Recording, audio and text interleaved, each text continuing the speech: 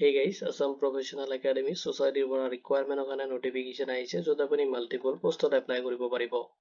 এইটো ৰিকুৱাৰমেন্টত আপুনি এপ্লাই কৰোতে কোনো ধৰণৰ এপ্লিকেশন ফি পেমেন্ট কৰিব নালাগে আৰু যেটো আপোনাৰ সিলেকশন প্ৰসেস হ'ব তাতে কোনো ধৰণৰ আপুনি ৰিটেন এক্সামিনেশন এটেম্প কৰিব নালাগে। যদি আপুনি ইন্টাৰেস্টেড হয় তেতিয়াহলে আপুনি এইটো ভিডিও চেক কৰিব পাৰিব। অৰ্গানাইজেচন নেম লগতে ভ্যাকেন্সি ডিটেইলছ আৰু ভ্যাকেন্সি কিনে এপ্লাই কৰোতে কি এলিজিবিলিটি ক্ৰাইটেৰিয়া আপুনি ফলো কৰিব লাগিব, কেতিয়াৰ পৰা এপ্লাই ষ্টাৰ্ট হ'ব, কেনেকৈ আপুনি এপ্লাই কৰিব তাৰে কমপ্লিট ডিটেইলছ মই আপোনাক এই ভিডিওত প্ৰভাইড কৰিম। যদি এইটো ৰিকুৱাৰমেন্ট ৰিলেটেড কোনো ধৰণৰ কোৱেশ্চন থাকে আপুনি ভিডিওটোৰ কমেন্ট সেকশনত কমেন্ট কৰি দিব। উইদিন 48 আৱাৰ্ছ আপুনি জব এলাৰ্ট টিমৰ পৰা ৰেসপন্স পাব। তো আহক দেৰি নকৰি আজি ভিডিওটো আৰম্ভ কৰো। Assam Professional Academy requirement 2026 ৰ কাৰণে নোটিফিকেশন আহিছে আৰু তাৰে কমপ্লিট ডিটেইলছ মই আপোনাক এই ভিডিওত প্ৰভাইড কৰিম। অৰ্গানাইজেচন নেমটো দি আছে Assam Professional Academy Society ৰ পৰা আহিছে নোটিফিকেশনটো আৰু এটা আপোনাৰ পোষ্ট ডিটেইলছ খিনি দি আছে আপুনি চেক কৰিব পাৰিব। যত নম্বৰ অফ পোষ্ট দি আছে টোটাল পোষ্ট আপুনি 8 পোষ্টৰ কাৰণে এপ্লাই কৰিব পাৰিব আৰু নেম অফ পোষ্ট দি আছে MIS এক্সিকিউটিভ পোষ্টত আপুনি এপ্লাই কৰিব পাৰিব। অফিস কোঅৰ্ডিনেটৰ এণ্ড আদাৰ্স পোষ্টত আপুনি এপ্লাই কৰিব পাৰিব।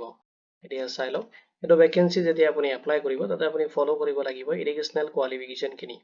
তো আপুনি যিকোনো এটা ফলো কৰিব লাগিব। যদি আপুনি গ্ৰেজুৱেট বা পোষ্ট গ্ৰেজুৱেট ডিগ্ৰী আপুনি কমপ্লিট কৰিছে ৰিলেভেন্ট ডিসিপ্লিনৰ পৰা তেতিয়াহলে আপুনি পোষ্ট খিনিত এপ্লাইৰ কাৰণে এলিজিবল হ'ব। লগতে আপোনাৰ বেসিক কম্পিউটাৰ নলেজ থাকিব লাগিব, এটো ম্যান্ডেটৰি হয়। যদি আপোনাৰ তেনেকুৱা কোনো ধৰণৰ এক্সপেৰিয়েন্স আছে ৰিলেটেড ফিল্ডৰ পৰা তেতিয়াহলে আপুনি পোষ্টত প্ৰেফাৰেন্সটো বেছিকৈ পাব। যদি আপোনাৰ এক্সপেৰিয়েন্স নাই তথাপি আপুনি যদি ফ্ৰেছাৰ্ছ ক্যান্ডিডেট হয় তথাপি আপুনি এপ্লাই কৰিব পাৰিব।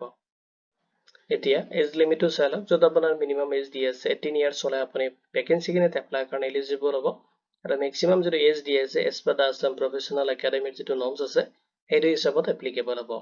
আৰু স্যালাৰি আপুনি ৰিসিভ কৰিব as per Assam professional academy সোসাইটিৰ যেটো ৰুলছ আছে এটা আপোনাৰ এডুকেশনাল কোৱালিফিকেশন এণ্ড এক্সপেৰিয়েন্স ওপৰত বেস কৰি কিনে লগতে আপুনি যেটো পোষ্টত এপ্লাই কৰি আছে সেইটো পোষ্টৰ হিচাপত আপুনি স্যালাৰি ৰিসিভ কৰিব।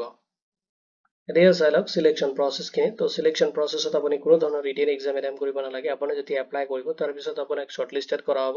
নেক্সট আপোনাৰ ইন্টাৰভিউ অব্লিক স্কিল টেষ্টৰ কাৰণে মাতা হ'ব। তাৰ পিছত আপোনাক ফাইনাল সিলেকশনত সিলেক্ট কৰি কিনে আপোনাক এপইন্টমেন্ট দিয়া হ'ব। এতিয়া চাই লওক কেনেকৈ আপুনি এপ্লাই কৰিব। এপ্লাই যেটো প্ৰসেস হয় তাতে আপুনি অফলাইনত কৰিব লাগিব আৰু এপ্লাই কাৰণে আপুনি কোনো ধৰণৰ পেমেন্ট কৰিব নালাগে। যদি আপুনি ইন্টাৰেস্টেড হয় ভালকে এটা CV বা আপুনি ৰিজিউম এটা বনাই ল'ব। যিকোনো এটা আপুনি বনাই ল'ব, বনাই কিনে আপুনি মেইল এড্ৰেছ দি আছে বা আপুনি তাতে ভিজিট কৰি কিনে অফিসতো ভিজিট কৰি থৈ আহিব পাৰে।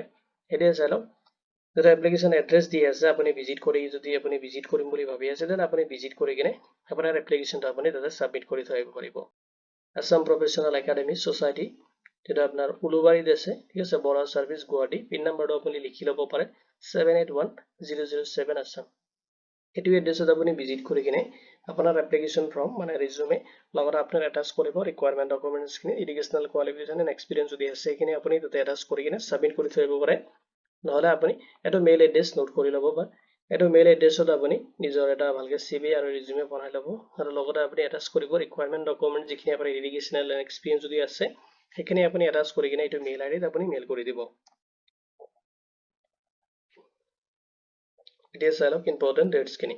এপ্লাই অলৰেডি ষ্টাৰ্ট হৈছে আৰু এপ্লাইৰ যেটো লাষ্ট ডেট দি আছে 16 জানুৱাৰী 2026 লৈ কিনে আপুনি এপ্লাই কৰিব পাৰিব।